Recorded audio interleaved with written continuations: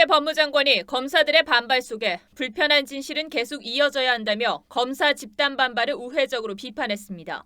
윤석열 검찰총장이 다음 달 신임 부장검사와의 만남 등 외부 일정을 이어가는 속내는 뭔지 짚어봅니다. 헬로윈데이를 하루 앞둔 어젯밤 일부 클럽 앞엔 긴 줄이 늘어서며 사람들이 몰렸습니다. 마스크를 벗는 등 방역 수칙을 어긴 모습이 포착되기도 했습니다. 충남 서해상에서 낚싯배가 다리 교각을 들이받아 3명이 숨지고 19명이 다쳤습니다. 해경은 사고 선박이 과속한 것으로 보고 조사에 착수했습니다. 터키와 그리스 에게해에 규모 7.0의 지진이 강타했습니다. 건물이 무너지고 쓰나미가 밀려오면서 인명피해가 속출하고 있습니다.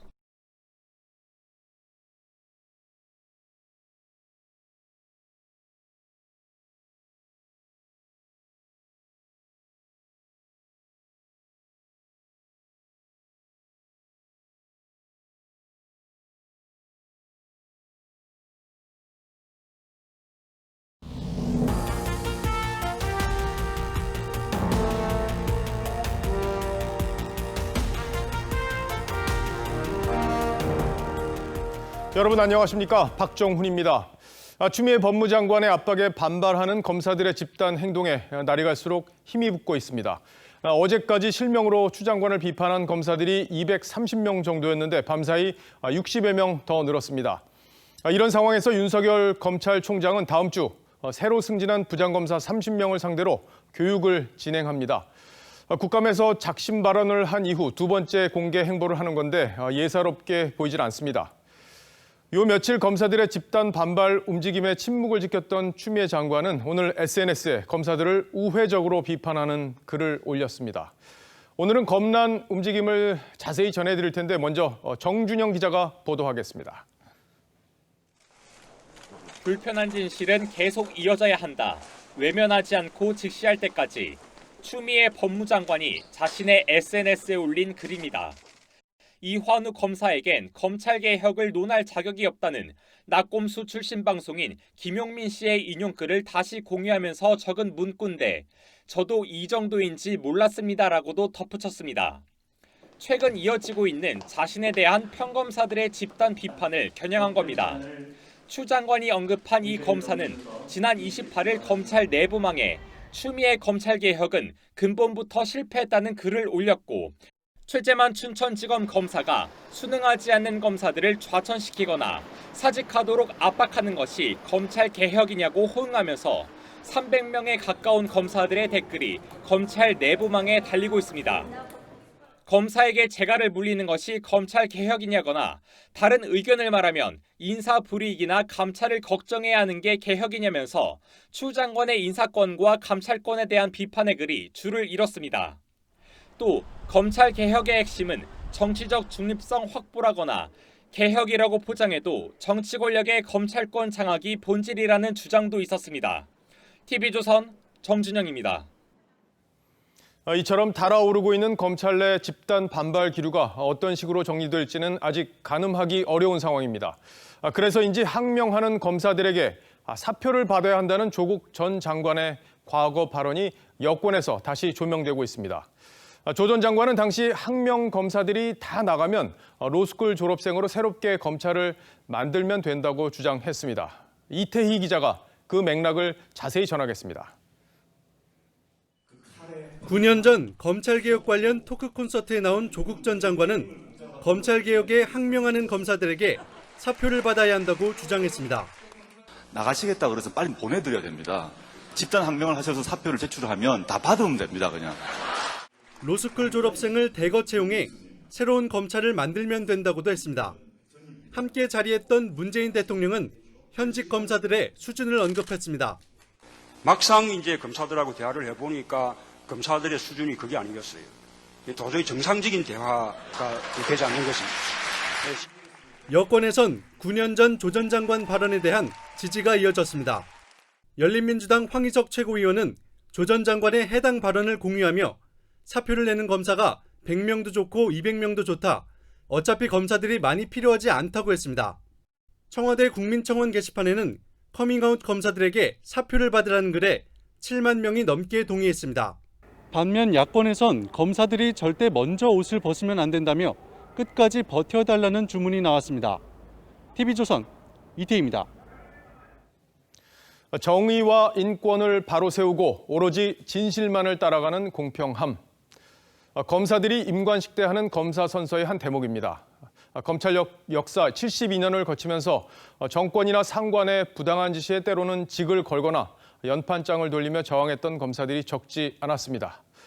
물론 집단 이기주의라는 비판도 적지 않았죠. 어찌 보면 검찰은 집권 세력과 야합과 갈등을 반복하면서 오늘의 불완전한 모습으로 남게 됐고, 그래서 개혁의 대상으로 내몰리고 있습니다.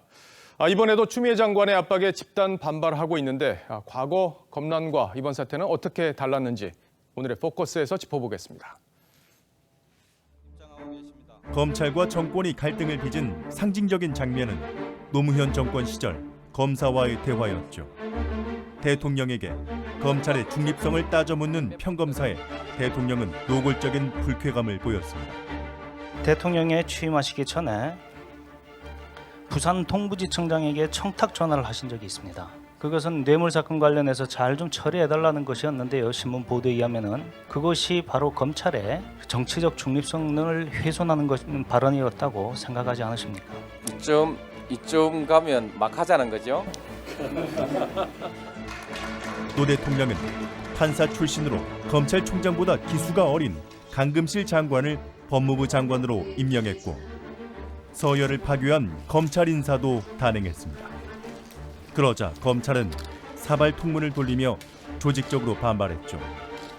이때 생겨난 말이 바로 검란이었습니다.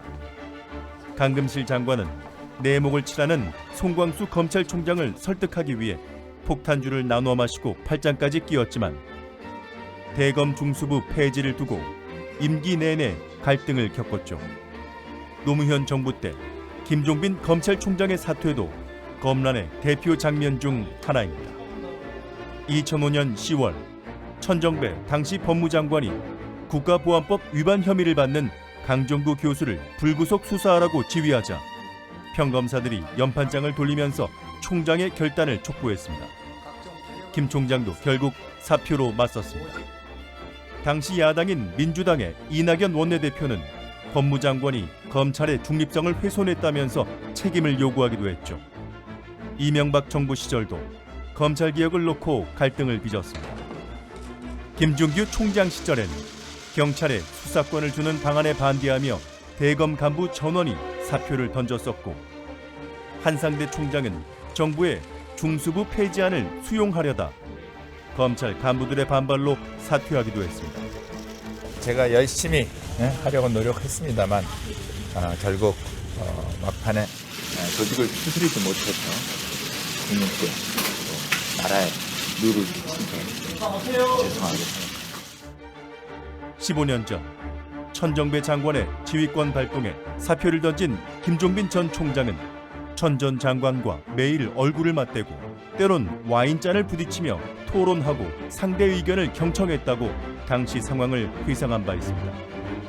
하지만 지금 추미애 법무부는 살아있는 권력을 수사한 검사들을 대거 좌천시켰고 입증되지 않은 주장만으로 검사들을 감찰하면서 검사들의 집단 반발을 불러왔죠.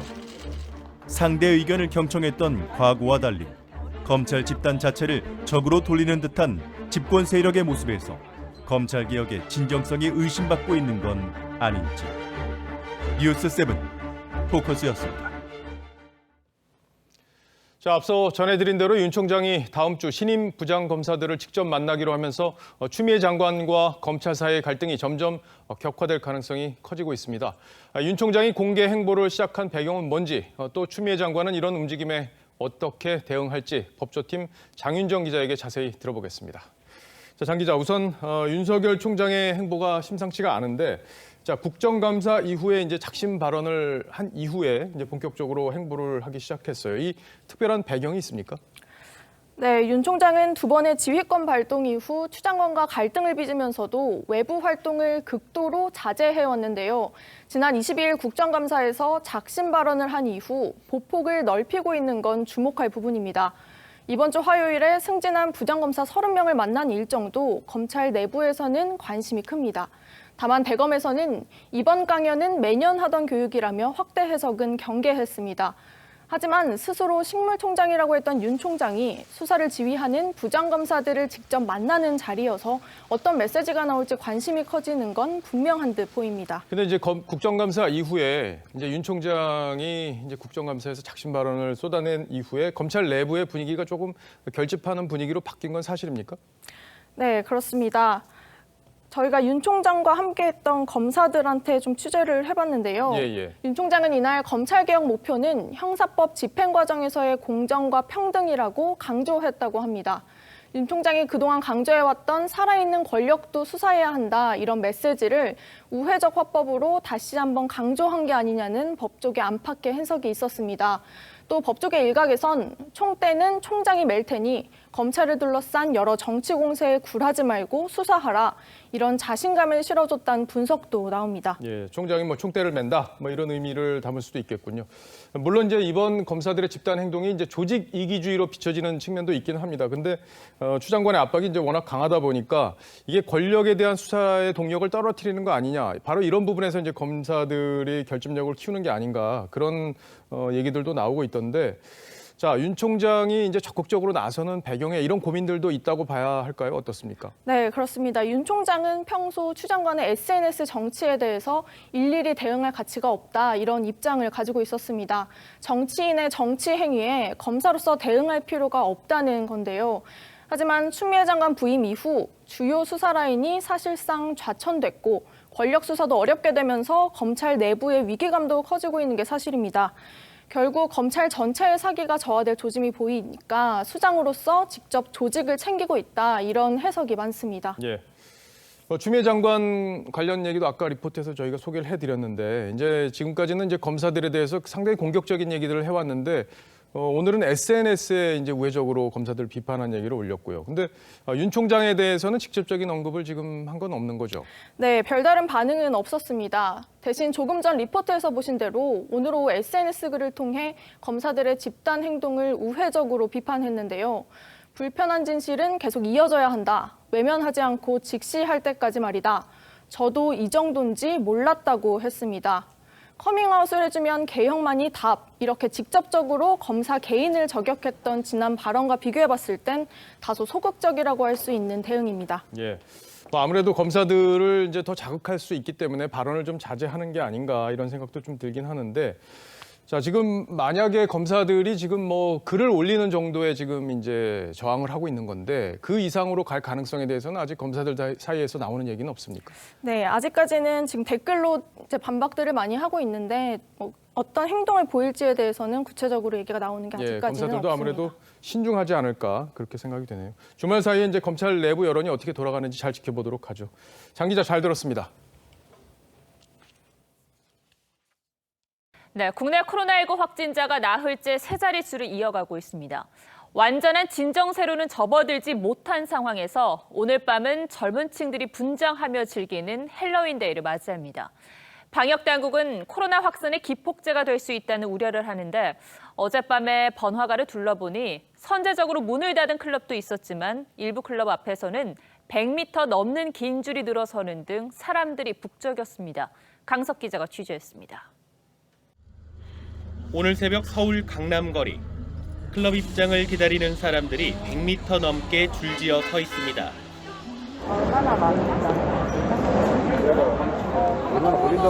정민이 수원의 한 클럽은 발 디딜 틈이 없습니다.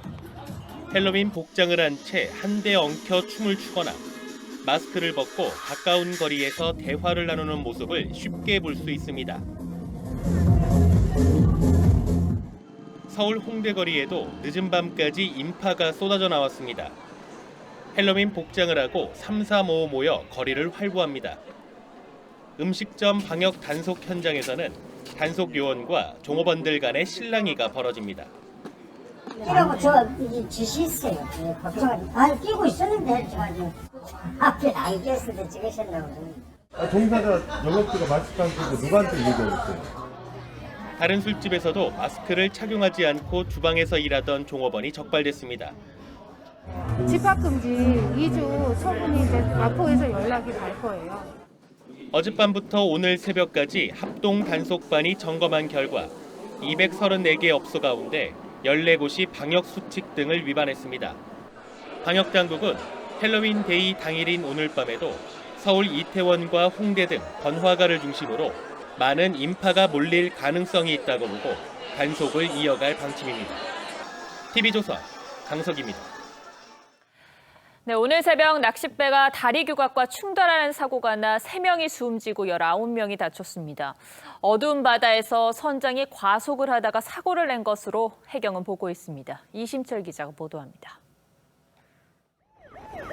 해경 함정이 낚싯배를 끌고 항구로 들어옵니다. 항구에 도착한 함정에선 낚시객들이 내립니다.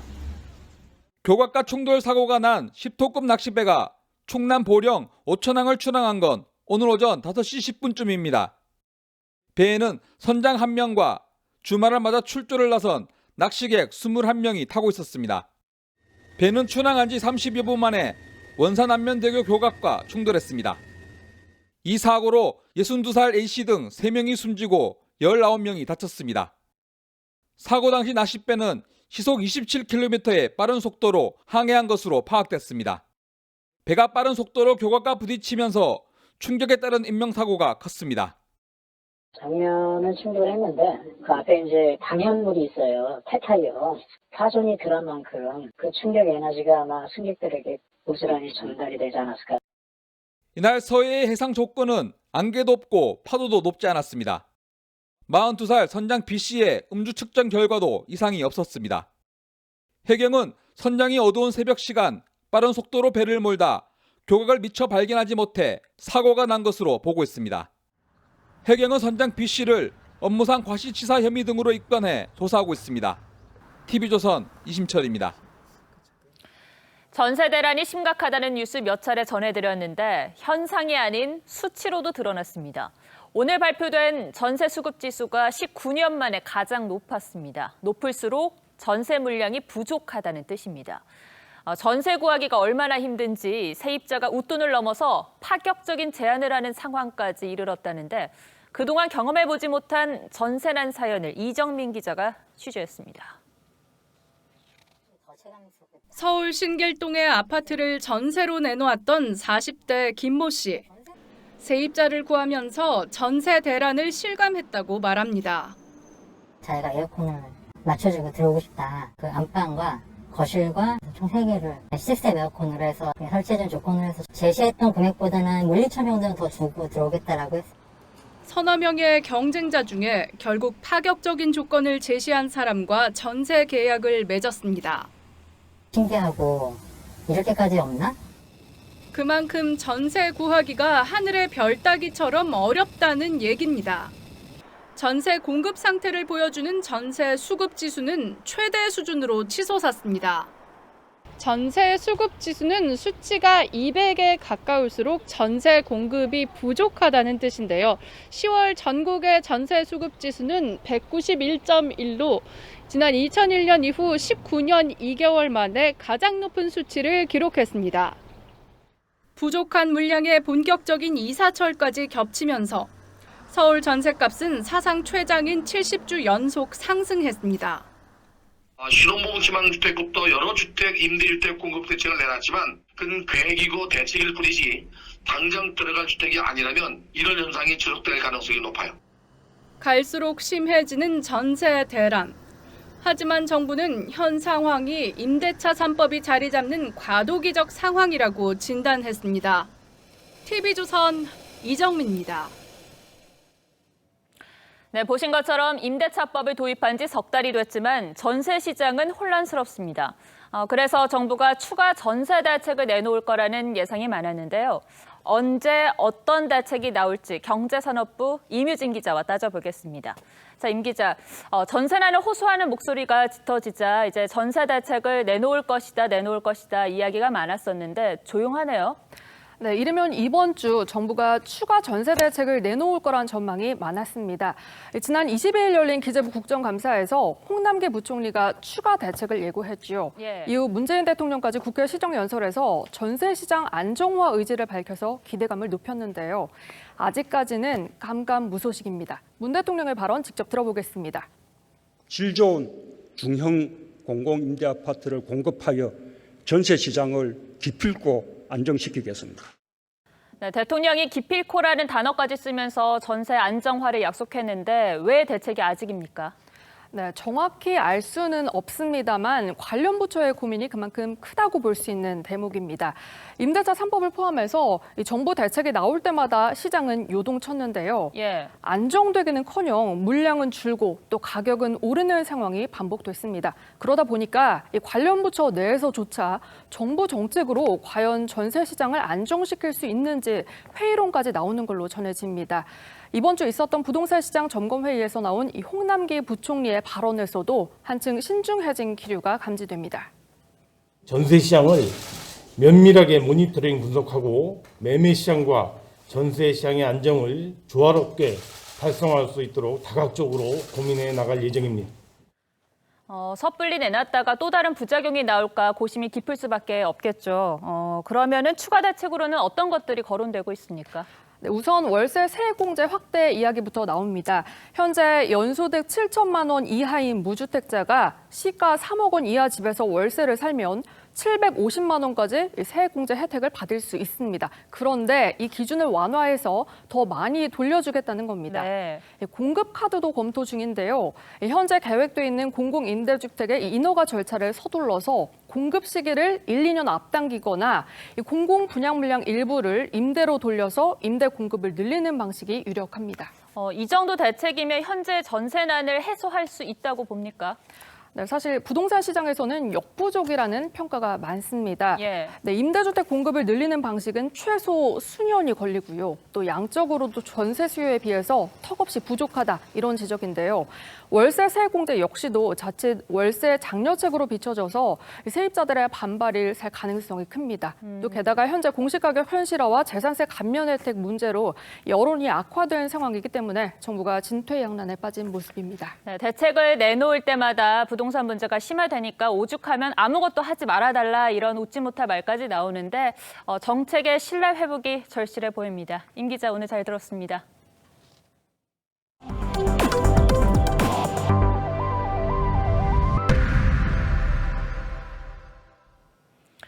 네, 터키와 그리스 사이의 에게해에서 규모 7.0의 강진이 발생했습니다. 이미 사상자만 800여 명인데 무너진 건물 안에도 사람이 많아 인명피해는 더 늘어날 것 같습니다. 인근에는 쓰나미까지 발생해 피해가 속출하고 있습니다. 송지욱 기자입니다. 갑자기 닥친 격한 진동에 물건들이 떨어지고 집안 전체가 마구 흔들립니다.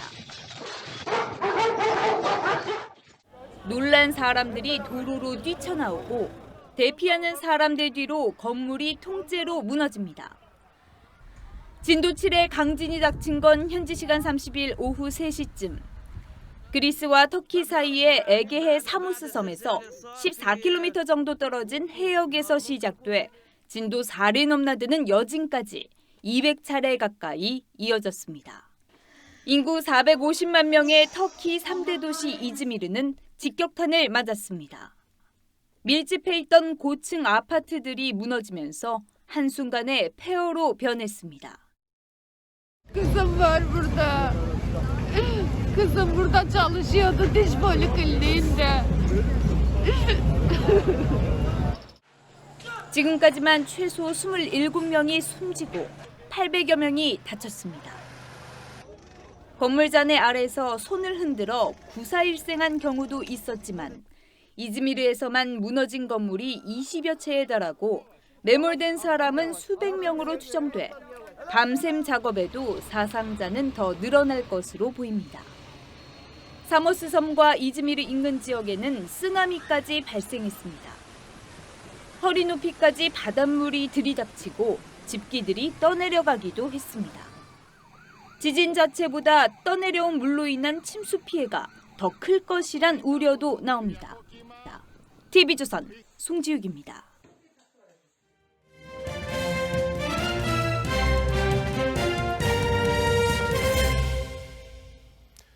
미국 대선이 이제 사흘밖에 남지 않았습니다.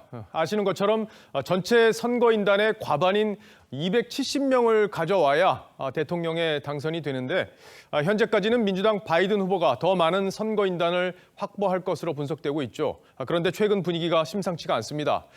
여기 보이는 검정색 지역이 소위 경합주라고 부르는 곳들인데 이곳들의 표심이 엎치락뒤치락하고 있습니다. 물론 오차 범위 내이긴 하지만 두 후보가 사활을 걸고 있는 이 플로리다를 보면 전날은 바이든이 우세, 오늘은 트럼프가 이긴다는 조사가 나왔습니다.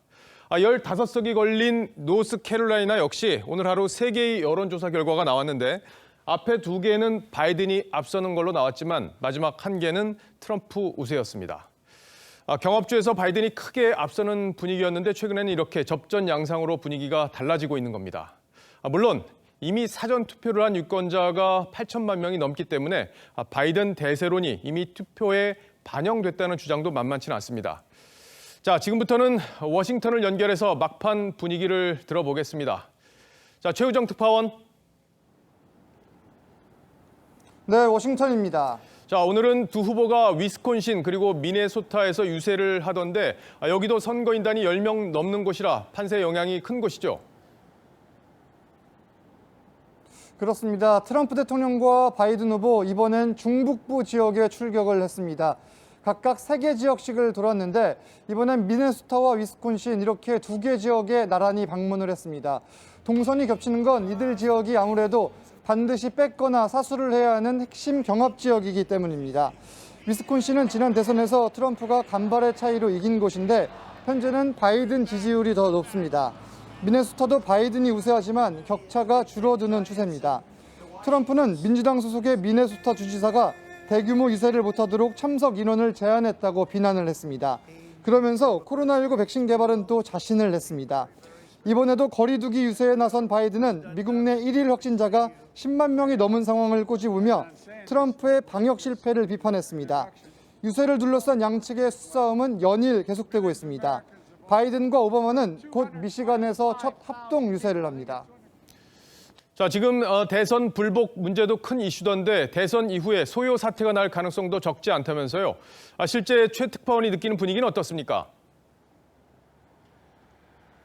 네, 그럴 가능성 충분히 있습니다. 이 승자 확정이 늦어질 경우에는 극성 지지자들을 중심으로 한 각종 폭력 사태 가능성이 충분히 있는 상황입니다. 제 뒤로 보시는 것처럼 각종 상점들 이미 가벽을 설치한 상태입니다. 소요 사태가 발생할 경우에 약탈이나 방화를 막기 위해서인데 지난 일주일 동안 백악관과 각종 관공서 중심들의 빌딩들은 이렇게 가벽 또는 가림막을 이미 설치를 한 상태입니다.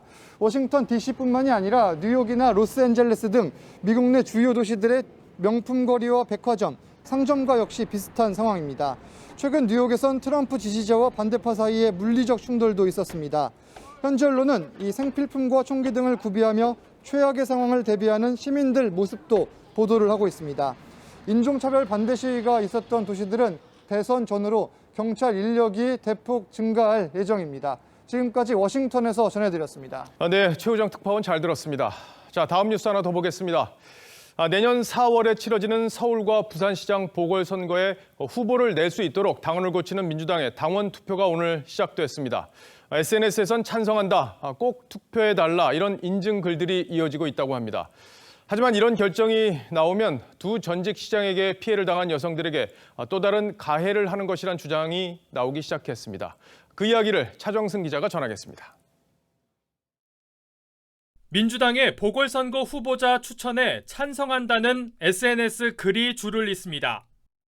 이낙연 대표는 문재인 정부의 국정과제 완수와 정권 재창출 등의 문구가 담긴 공지글을 올려 투표를 독려했습니다.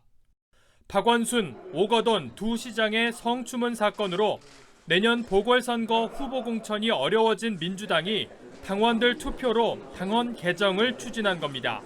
무엇이 진정으로 책임 있는 정치인가에 대한 고민 끝에 나온 저희들의 판단이었습니다. 야당은 민주당의 서울, 부산시장 공천은 3차 가해라며 반발했습니다.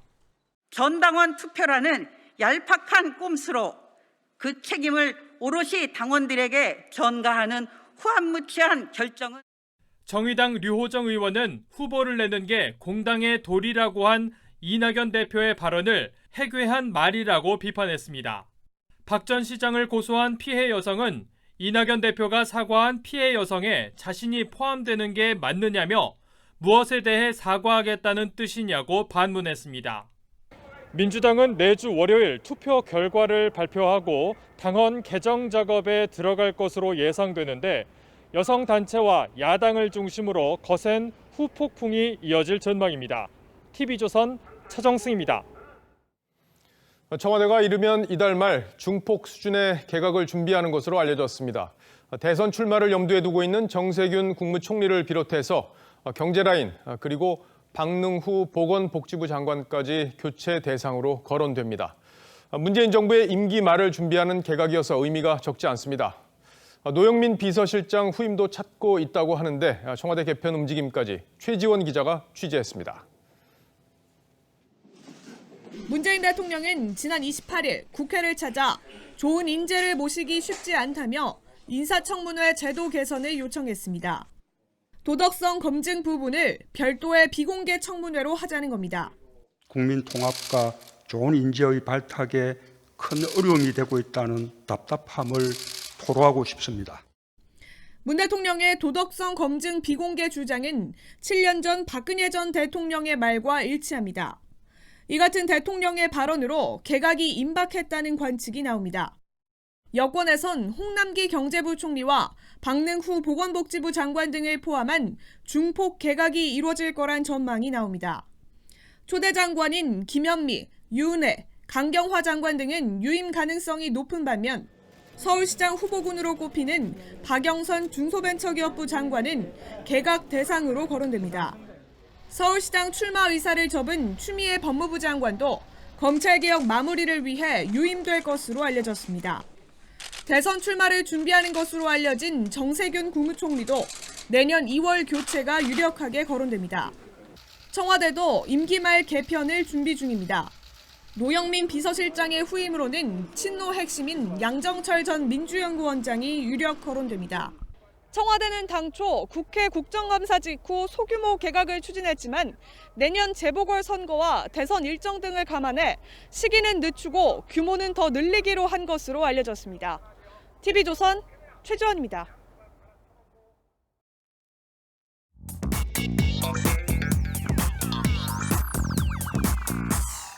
뉴스야 시작합니다. 정치부 김정우 기자 나와 있습니다. 첫 번째 물음표 보죠. 네, 첫 번째 물음표는 국회에서 총싸움으로 하겠습니다. 예, 국회에서 총싸움을 했다는 게 아니라 총 때문에 싸웠다 이런 거죠?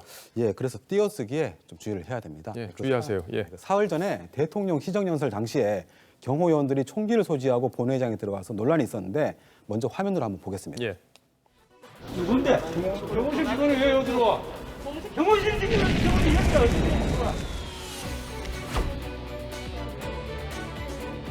무례배처럼 국회 경내를 휩쓸고 다닌 것도 모자라 권총으로 무장한 청와대 경호처 요원들이 신성한 의사당 안에 의원들을 못 믿어서 그런지 모르겠습니다만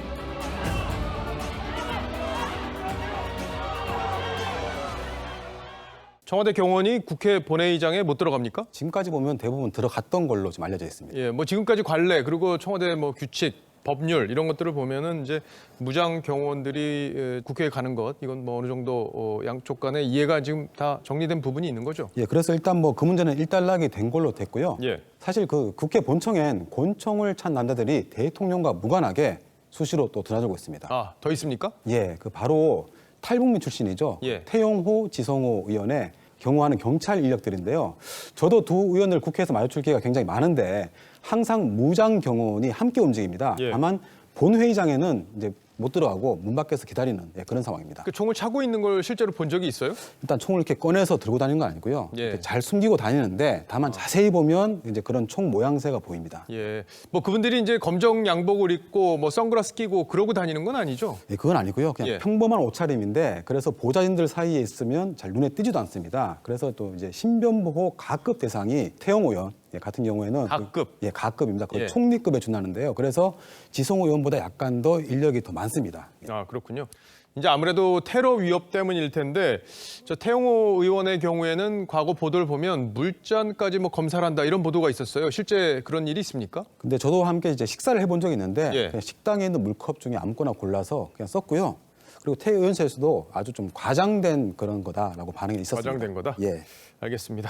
자, 첫 번째 물음표 정리해보죠. 네, 첫 번째 물음표 국회에서 총싸움의 느낌표는 무기여 자리 거라로 하겠습니다. 예. 그 대통령이든 국회의원이든 안전과 경호는 기본 중에 기본임이 분명합니다. 하지만 보다 세심하고 준비된 의전을 통해서 과잉 경호 논란을 막는 것은 대통령의 공약대로 친근하고 열린 경호와 직결될 겁니다. 예, 열린 경호. 예. 자, 두 번째 물음표로 가보죠. 네, 두 번째 물음표는 진보학자의 보수 편들기로 하겠습니다. 예, 진보학자 맨 끝에 최장집 교수가 오늘 이제 토픽의 주제인데 예. 최 교수가 이제 진보 진영에서 상당히 상징성이 큰 이제 원로학자잖아요. 예. 근데 문재인 정부에 대해서 그동안 계속 비판적인 입장을 보여왔는데 지금 또 고언을 한 거죠. 근데 이번에는 아예 그냥 예. 보수 정당이 민주당보다 잘 됐으면 좋겠다 이렇게 대놓고 편을 들었습니다. 아, 단순한 고언이 아니군요. 예, 그래서 진보의 자성보다는 보수 응원에 힘을 준 셈인데 예. 어젯밤 국민의힘 전현직 의원들이 주최한 특강에서 나온 발언입니다. 최근에 뭐 무슨 뭐 종북 사태로 이견을 얘기했다가 할 수 없이 이제 탈당하고 나온 사례도 있잖아요. 민주당보다 훨씬 더 한국 민주주의를 좋아하기 때문에 이 민주주의가 되기 위해서는 보수 정당이 지금 민주당보다 더 잘 됐으면 좋겠다.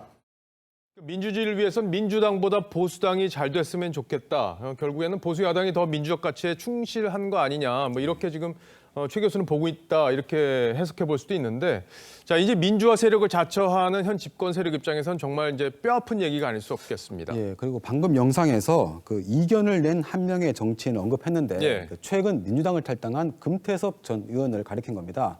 그리고 최 교수는 공산당에서도 서로 다르다고 이야기하는데 왜 민주정당 내부에서 토론이 가능하지 않냐 이렇게 강하게 비판을 했습니다. 예, 최 교수의 이런 비판 이번뿐만이 아니잖아요. 네, 그동안 정당 정치하고 합의를 통한 의회 민주주의를 계속 강조를 해왔는데 예.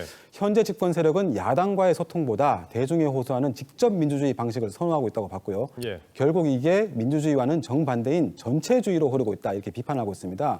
그리고 지난 6월 투고한 논문에서는 민주주의 위기의 원인으로 학생운동 세대의 엘리트 그룹과 결합된 여권 극렬 지지층을 지목하기도 했습니다. 예, 뭐 얼마 전에 강준만 교수도 책을 통해서 현 정부를 비판하기도 했었는데 이런 분들이 진보의 이제 오랜 가치를 대변해온 분들이기 때문에 분명히 귀담아 들을 부분이 있어 보입니다. 예, 그 두 교수를 비롯해서 이른바 그 조국 흑서를 쓴 사람들이죠. 예. 그 진중권, 김경률, 서민 등 그 5인방 역시 진보 진영에서 활발하게 활동해온 분들을 꼽히고 있습니다. 예, 진보의 참 가치가 뭔지 다시 한번 생각해 보게 되는군요. 예. 두 번째 물음표도 정리해 보죠. 네, 두 번째 물음표 진보학자의 보수 편들기의 느낌표는 민주당 이후의 민주주의로 하겠습니다. 예. 예, 저 책이 보이는데 네. 그 최장집 교수가 2002년에 쓴 그 민주화 이후의 민주주의입니다. 예. 대표적인 저서죠.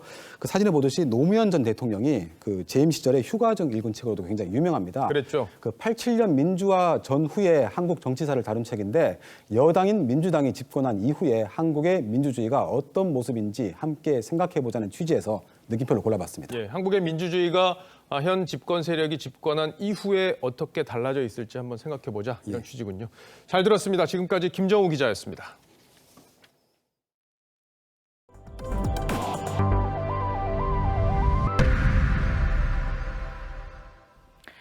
내일부터 북악산 뒷길이 52년 만에 개방됩니다. 1968년 이른바 김신주 습격 사건 이후 출입이 통제됐었는데 문재인 대통령이 이곳을 개방하겠다는 대선 공약을 한 바 있습니다. 단풍이 물든 둘레길 모습을 조덕현 기자가 보도합니다. 52년간 닫혔던 북악산 철문이 열립니다. 지난 1968년 김신조 등 북한 공작원 31명이 청와대 습격을 시도한 1.21 사태 이후 민간인 출입이 통제됐던 북악산 북측면이 개방된 겁니다. 신규 개방된 구간은 북악산 성곽로의 북측으로 창의문 안내소 쪽 제1출입구에서 청운대 쉼터를 지나 북악산길의 제4출입구까지 이어집니다. 이번 개방으로 한북 정맥이 오롯이 이어져 안산에서 출발해 인왕산과 북악산을 지나 북한산까지 중단 없이 갈 수 있게 됐습니다. 우리나라 사람들이 정말 산을 좋아하거든요. 거의 뭐 산악 신앙 같은 게 있다고 느껴질 정도로.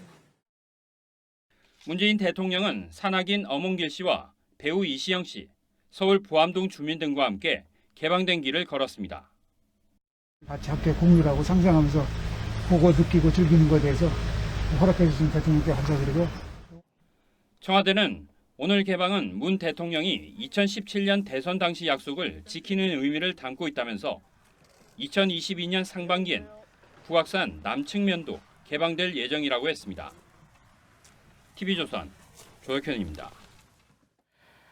올가을 극장가는 대작이 없습니다. 대신 90년대를 재현한 영화와 미스터트롯 다큐 영화 등 다양한 장르들이 각축전을 벌이고 있습니다. 백은영 기자입니다. 개봉과 동시에 열흘째 박스오피스 1위를 지키고 있는 삼진그룹 영화 토익반입니다. 제가 분명히 봤는데 배는 콸콸콸 나왔는데 1990년대 중반 업무 능력은 뛰어나지만 늘 말단인 세 친구가 회사의 비리를 파헤치는 내용입니다. 의상, 헤어, 메이크업까지 그 시절을 완벽히 재현해 세대를 넘어선 공감을 끌어내고 있습니다. 작품성과 흥행성을 모두 인정받아 손익분기점을 넘긴 영화 소리도 없습니다. 누구라도 할 수밖에 없는 그런 고민들을 상당히 영화적으로 하지만 또한 간결하게 편안하게 그것들을 다루고 있다라는 점이 유괴된 아이를 의도치 않게 맞게 된 두 남자가 예상치 못한 사건에 휘말리게 되면서 벌어지는 이야기입니다. 미스터트롯 콘서트의 여운이 영화로 이어졌습니다.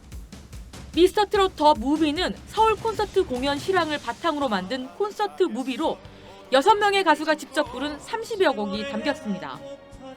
미스터트롯 나간 그 순간부터 지금까지 또 앞으로도 계속 신기했고 신기하고 있고. 한반도의 사계절이 요리사 임지호의 손끝에서 완성됩니다. 10년간 전국 방방곡곡을 누비며 찾은 귀한 식재료가 스크린에서 맛있게 펼쳐집니다. 다양한 소재의 영화가 극장가에 활력을 불어넣고 있습니다. TV조선 백은영입니다. 네, K리그 1부 리그 하위 6팀이 오늘 2부로 강등되지 않기 위한 시즌 최종 혈투를 벌였습니다. 그동안 1부 생존왕으로 명성이 자자한 인천은 이번에도 그 이름값을 이어갔습니다. 장동욱 기자입니다. 지면 강등인 꼴찌 인천과 1부 잔류를 확정지은 서울의 경인 더비. 안타깝게 세상을 떠난 팀 동료 고 김남춘 선수에게 승리를 바치려는 서울의 승부욕도 치열했지만 근조 휘장을 달고 뛰는 인천의 잔류 본능은 강했습니다. 전반 32분 측면을 돌파하던 아길라르가 크로스 대신 날린 슈팅이 그대로 골망을 흔들었습니다. 크로스를 예상하던 골키퍼는 허를 찔렸습니다. 동료를 위해 반드시 이겨야 하는 서울도 반격에 나섰습니다. 박주영의 회심의 프리킥은 골대 위를 스쳐갔고 크로스를 받아 날린 슈팅도 골대 옆을 스쳐 지나갔습니다.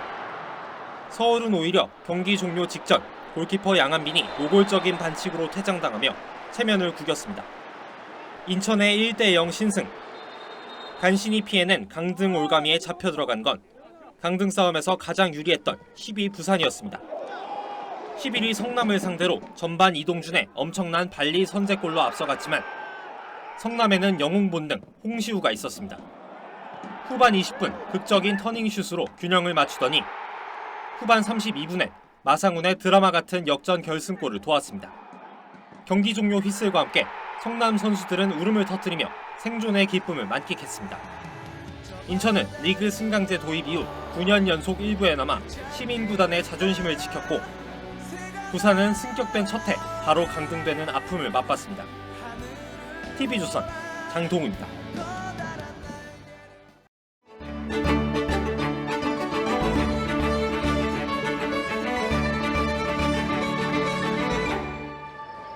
I lost most of my hearing and my left leg fighting for the crown in the French and Indian War. And how did King George reward me? He cuts off my other leg with his taxes. 미국 독립운동의 발단은 세금이었습니다.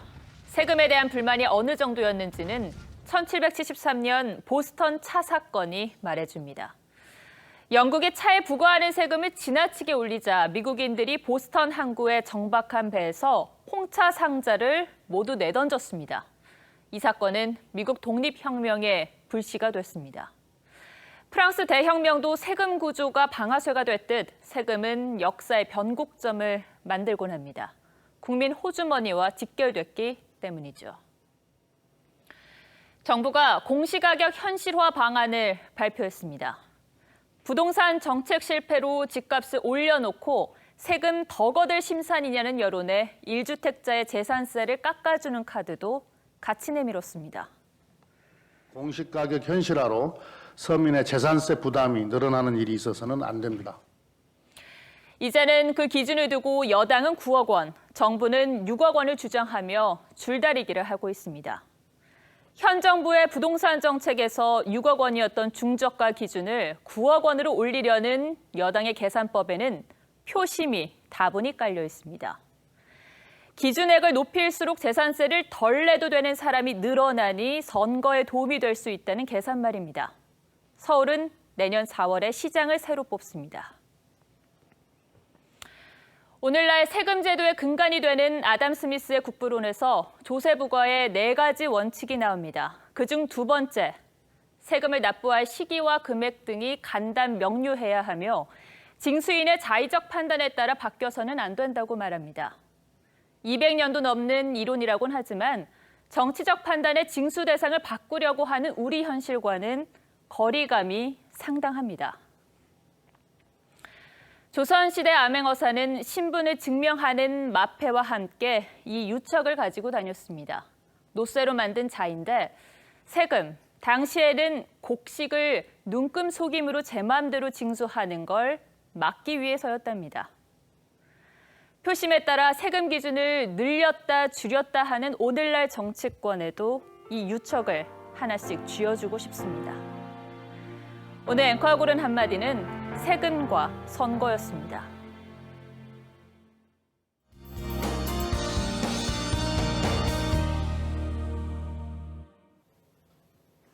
내일은 비에 황사까지 유입돼 날씨가 좋지 않겠습니다. 일단 내일 새벽 수도권과 강원도에서 비가 시작돼 전국으로 확대되겠고요. 중부 지역은 밤까지, 충청 이남 지역은 모레 새벽까지 비가 이어지겠습니다.